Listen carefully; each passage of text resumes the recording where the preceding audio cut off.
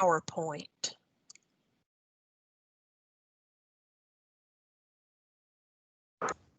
Yes. Yes. Yay, thank you. Okay. I'm Becky Davis in the Office of Special Education Services at the Department of Ed, and today I think is Wednesday, September 9th. We've got a couple of things to talk about today by way of our ongoing conversations about monitoring and general supervision. But I first wanted to welcome 3 of our new staff members, and you'll see I have new in quotes because we have Shauna Garrett joining us again, and are so happy to have her back. She is on our FGM team. We have another new member of our FGM team, and I see that Deetra just turned on her camera. Deetra Brigman is joining us on the team. And then our third new face at this point is Chris Napper, and Chris is joining us on the post-secondary group.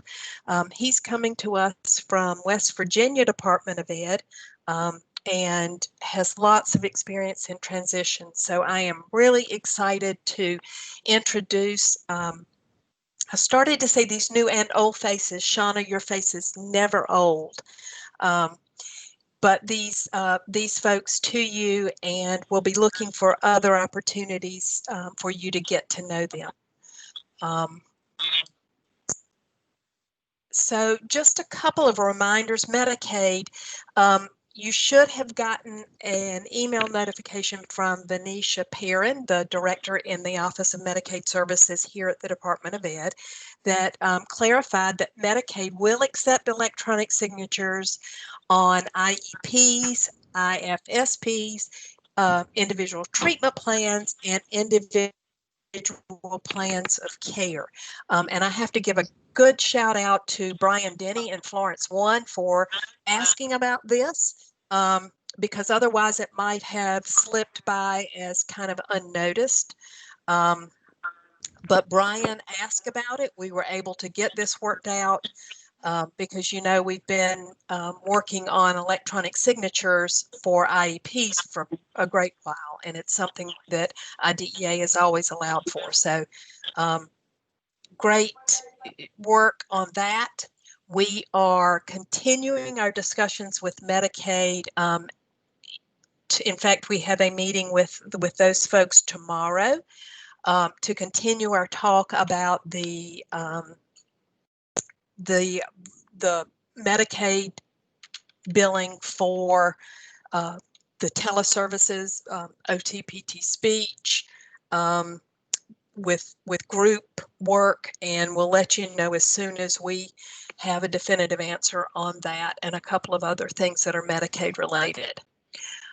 The consent that is required for OTs, PTs, and speech therapists, speech language pathologists, therapists, in order to provide virtual services, the LLR requirement, and that is a consent that's also required through Medicaid in order to bill Medicaid.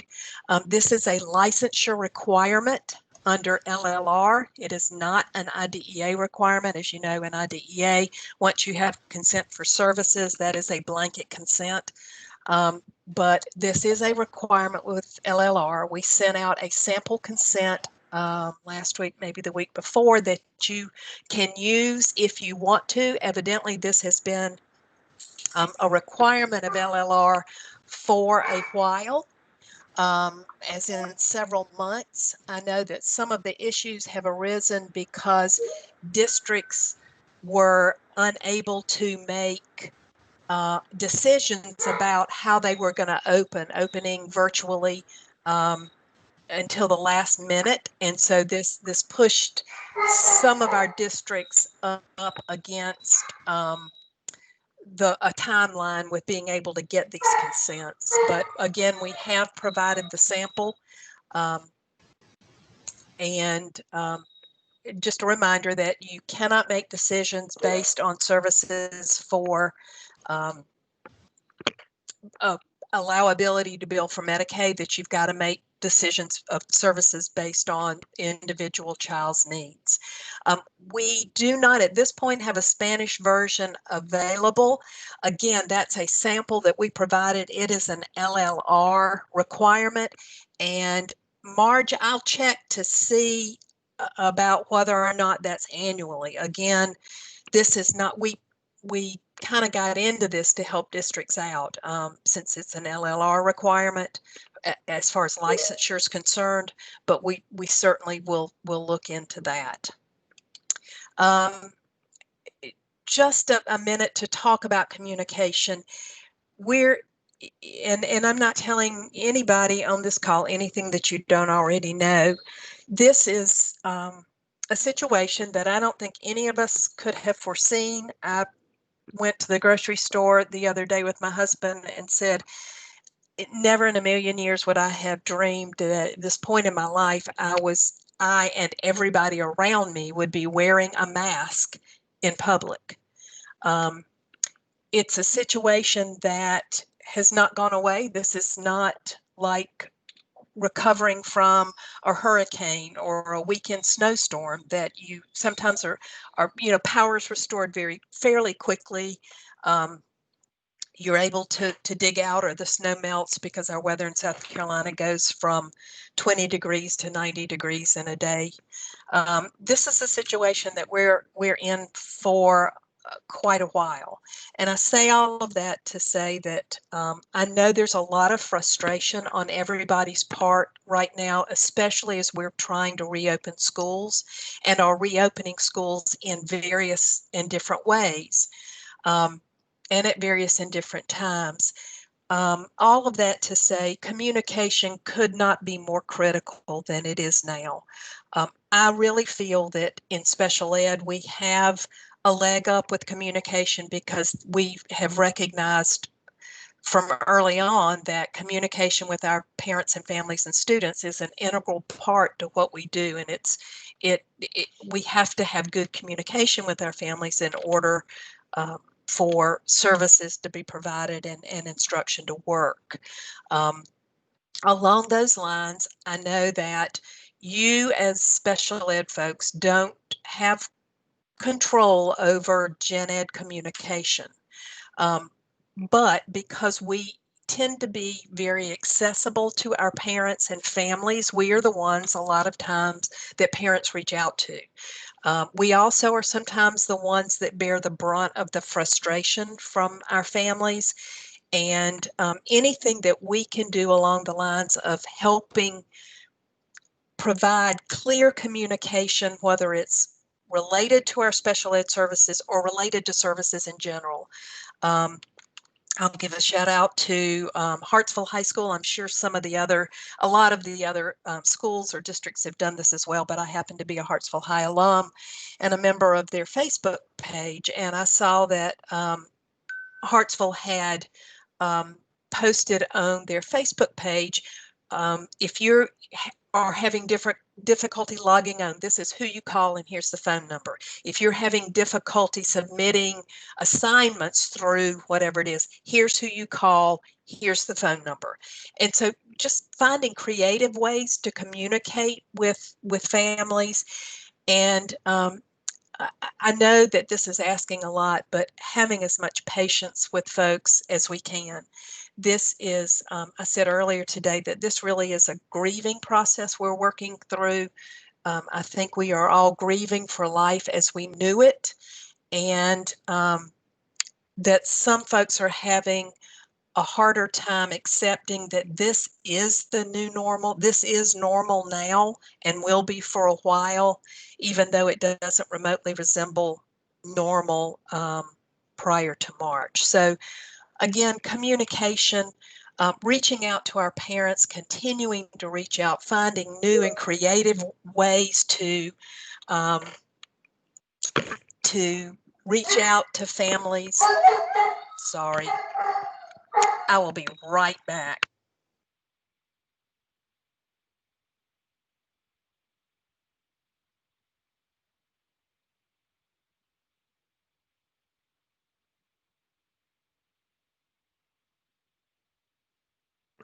The joys of working at home. I apologize for that may have sounded like dogs barking in the background, but actually, well, I started to say actually was our doorbell. That is our dog's reaction to the doorbell. So just finding more creative ways to communicate with our families. So another topic near and dear to all of our hearts is monitoring and differentiated monitoring. The Office of Special Education Programs is rolling out a new differentiated monitoring process. The good news is it aligns with our new general supervision process very well. And as far as being very data-based, very needs-based, and very tiered. And so that is a process. It's going to be a 3-year, a 3-phase process. And so the first year that a state is in the monitoring process, OSEP is going to be looking at what they can find out from our website, from our data, looking at our state performance plan, annual performance report, and they're calling that pre-site discovery. So looking, kind of doing some data mining from our website to see what they can find that's available about where we are and what our needs are. The second year of the monitoring process is what OSEP is calling exploration of the needs, areas in need of improvement. Each state's areas, of course, will be different because they will be dependent upon the data that each state has. And then the third year will be the correction and technical assistance. So not just correcting any findings of noncompliance, but actually sustaining that improvement and trying to assist states with making sure they're on an upward trajectory for improvement.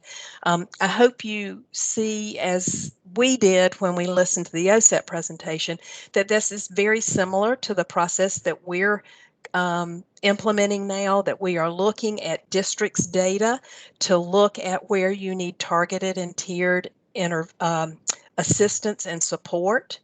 And so we were really excited to see that OSEP is moving in the same direction that we're moving in, and felt like we had gotten some validation for the new general supervision system that we're rolling out. So that's the good news. The not so good news is, well, no, I don't mean that. I do mean that. Never mind.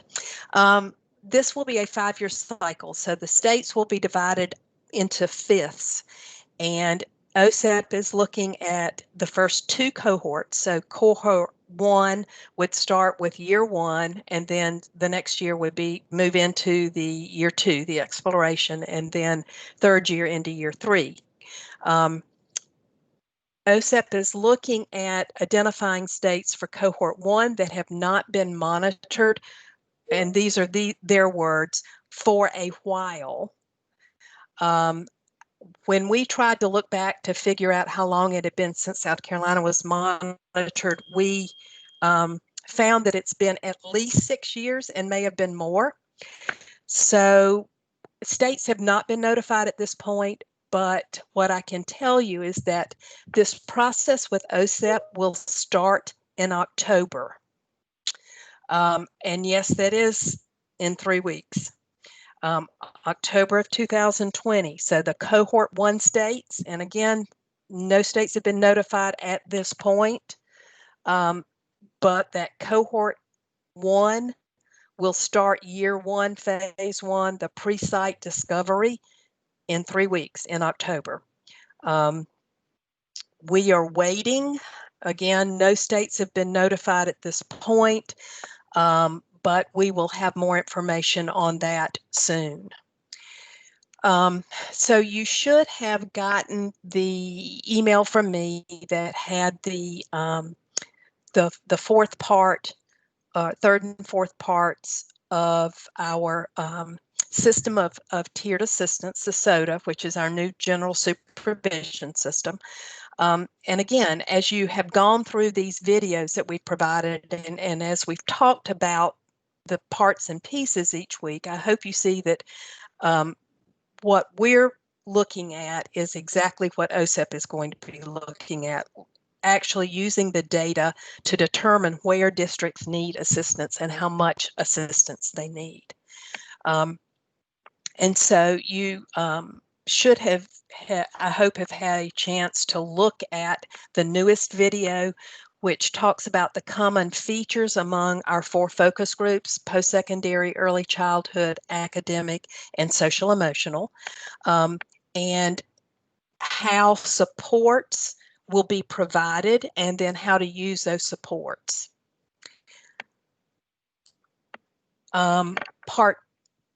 Sorry, went too soon. Part 3 video was from one of our recent calls, the recording, and it's about 13 minutes where Nicole Adams previewed or provided an overview for the system, the new general supervision system, and the slides are also on our website for that. Sorry. Part 2 was the video that was sent, that was sort of the preloading, front loading for our call on July 22nd, which talks about the work that we had been doing with the National Center for Systemic Improvement, our strategic planning that led to the creation of our new general supervision system, the system of tiered assistance, and then the first video clip that was that kind of led you through the history of the LEA determinations and how we use that combination of compliance, fiscal monitoring, and then the performance outcomes and how those were chosen. When we've put out kind of a draft calendar of timeline of what this will look like.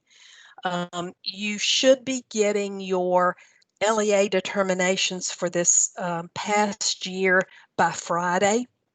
COVID of course delayed sending them out. Typically what will happen is you will get your draft determination in March, and that's what has happened the 2 years before this. In March or April, typically you would get them at spring admin. You would have a chance to look over your data, ask any questions, or work with us to resolve any inconsistencies in the data, and then we would typically finalize these and get them out to districts in May. Again, this has been, this year they were delayed. You should get them. We had an extended period for resolving issues this year, but that you should get your determination in by the end of this week. Again, typically you would get those in May. The root cause analysis for the districts that have been identified as needing assistance, needs intervention, needs assistance, typically will be due in June. This year they will be due the middle of November. And again, Nicole has kind of previewed what those look like. We will be getting you more information on those as well, and then working over that next month to help develop the action plan.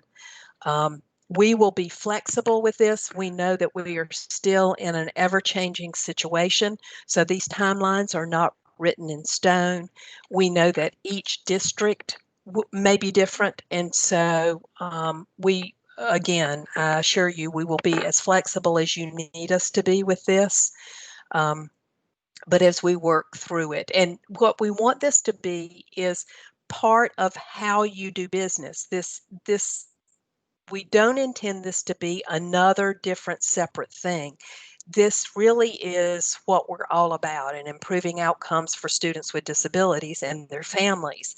And so this is the process that we're going to work through in order to target those areas where districts need more support in improving outcomes. Becky, can I just add something really quick to that? Please. Yes. So just so you're don't worry or panic, this year will kind of be like will be a very abbreviated action plan. So because obviously you'll have from December till March to do your action plan. So we know that it's kind of like a almost like a trial run with this new system for you and for us. So the action plans will be abbreviated. So while you will find lots of things in your root cause analysis, you're going to pick something that you really want to work on, and then you're going to develop an action plan that will just kind of span, through March and obviously to the end of the year if you wanted. But because if you look at that timeline, everything starts back again in March. So next year you'll have that full year time. And you also notice that we kind of abbreviated some of the, used to have a little longer to dispute, things like that, but we tried to abbreviate that a little so that, each month we get through each of the pieces so that actually in August, you're ready to go with any plan that you've created. So it's done intentionally that way. Thanks, Sandy. And Sandy's right. Again, flexibility is the key this year. It will be an abbreviated plan, and we will work through this with you. This screen shows what we are calling, in the past, we've called it regional assignments, or we've broken into regions. And some of my former coworkers, like Terry McGovern, I think is very familiar with our regional approach that we had taken at one time. This time we're calling it cohort assignments because it's not necessarily broken into regions. We really wanted to try to group together folks from our office that might have already had good relationships or a well traveled relationship with districts, as well as matching with strengths and interests and preferences, but matching that with district needs across the board. So this is, and we'll send this out. This is how we're going to be organized as far as our cohorts are concerned. And you'll see when we send out the cohort list that although we tried to keep districts sometimes regionally grouped, because we know that some of you meet as a consortia, for example, the Midlands Area Consortia, the Salkehatchie Consortia, but we weren't able to, but not all districts are in a consortia or a member of a consortia. So we also looked at common needs among districts. What we wanted to do was to kind of look across our 4 focus groups: the early childhood, post-secondary, social emotional, and academic, and group our folks that way so that you had a contact from each of those 4 focus groups that would be part of your cohort. You also see that we have finance placed because finance kind of interweaves with everything. We can't do what we do without the IDEA grant and our ability to make the allocations. So finance weaves through this as well. But this is how we're going to kind of organize our assistance with the cohorts, with districts, and we will be sending out the list so that you'll know who your contacts are. But so for example, with each of the cohorts, there is someone on there, and I know I'll mess this up, Sandy, you'll have to help because I'm still trying to learn who's on which cohort. I'm going to take, I might do better with cohort 2 than any. I know Marietta's post-secondary. Lisa Kershaw is our early childhood. Kristen Douglas, bless her heart, is social emotional and early childhood. And Jenny Dillon is academic, and then Carmen is early childhood. Is that right? And dispute. Yeah. Mm-hmm. Yeah. So you can see that we've got a contact from each of the 4 focus groups in each cohort. The cohorts will work closely together.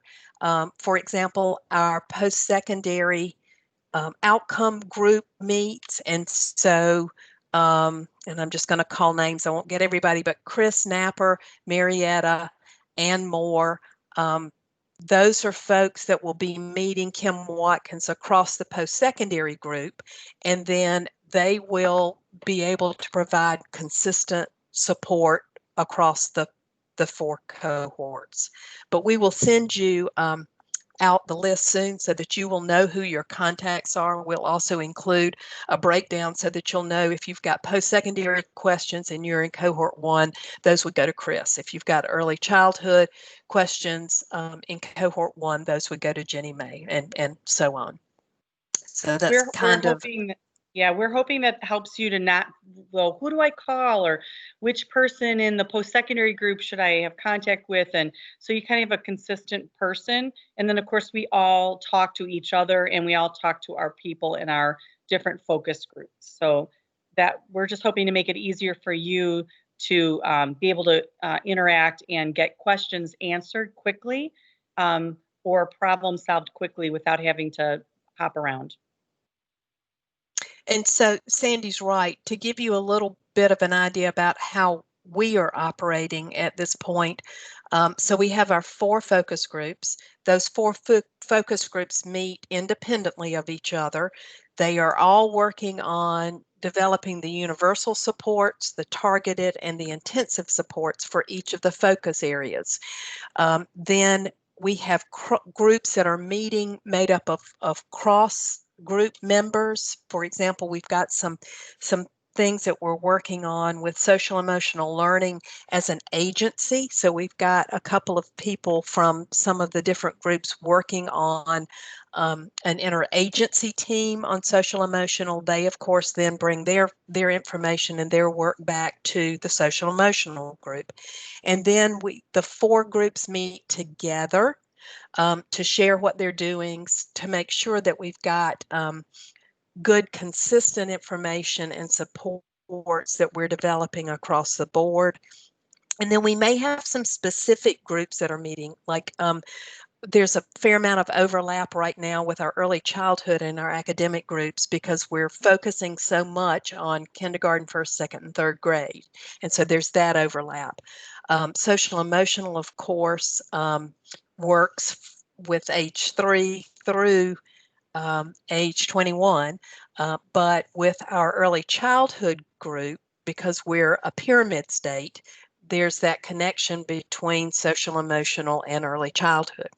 Post-secondary, as you know, in our state picks up or is required to come in at age 13 if we haven't started it before based on the child's needs. And so that's age 13 and up for post-secondary, where we're also focused on academic and social emotional learning. So there's an awful lot of overlap.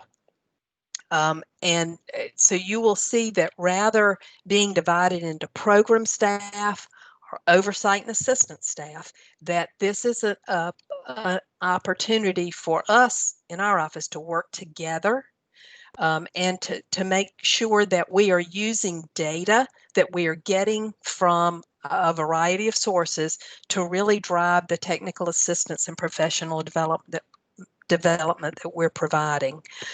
Again, finance works across the areas, and one of the things that we are working on with finance is to ensure that funds are being spent not just appropriately and compliantly, but also that we're looking and want to encourage districts to look at their return on investment. So do you have a way to, if you use some of your IDEA funds to purchase a new reading curricula, for example, for some of your classes, do you have a way to look at what your return on investment with that is? Are you getting the outcomes that you anticipated? How are you evaluating how you're spending money, just like we are doing with a lot of our projects as well? Sandy, I'm going to stop now, see if there's anything else that anybody wanted to say from my staff, or take any questions that we might have. And I apologize for, I don't know if it's the weather or if the internet this week is tired, but we've had problems all day with with network connectivity, internet accessibility, and those kinds of things. So I apologize for not being, if you've had difficulty with the audio or visual part of this, and hopefully the recording will be more clear. But Sandy, any questions? Nope, there are no questions. That probably means that we are all extremely tired, even though it's just Wednesday, or overwhelmed. And so that's rather than I've done such a good job. And again, I apologize. Nicole Adams was going to cover this portion, and she was not feeling well. So Sandy and I have stepped in with this. But if you have questions, please let us know. Again, the PowerPoint and the recording will be available within a couple of days. You will be hearing more about this. And I would encourage you, if you didn't have a chance prior to the meeting, to go back and listen to and look at the 4 parts for the system of tiered assistance, the SOTA, as we move forward, because again, this is going to be the basis of our work with our general supervision system. As soon as we know more from OSEP about whether we're going to be one of the lucky states chosen for the monitoring visit that starts in 3 weeks, we will let districts know. That's again, we don't, of course, especially for this year, there will be no on-site visiting, but OSEP gave us the impression that even when travel restrictions are lifted, that they would not necessarily be going on site to any districts, but rather would be looking more at district data, which is a change from the past. I also understand that although it may have been 6, 9, 10 years since South Carolina's received a monitoring visit by OSEP, that for some states it's been even longer. So fingers crossed that we will not be in cohort 1, and that we will fall into one of the later cohorts. But regardless, we will do what we need to take this opportunity. All right.